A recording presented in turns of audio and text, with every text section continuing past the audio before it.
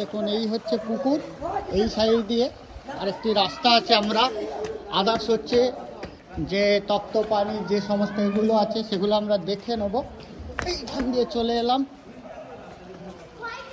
এই হচ্ছে প্রপার বক্রেশ্বরের দৃশ্য। আজ থেকে 25 বছর আগে এসেছিলাম, মাধ্যমিক দেওয়ার আগে আর কি। আবার সেই জায়গাতে 25 বছর পর আপনাদের দেখাচ্ছি। অনেক কিছুই চেঞ্জ হয়ে গিয়েছে। তো এই দেখুন,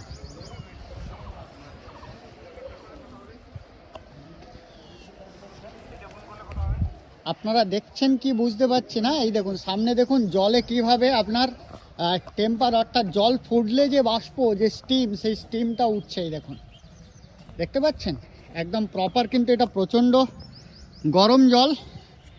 এই দেখুন এই জলে কিন্তু বাষ্প উঠছে। এই দেখুন, দেখতে পাচ্ছেন।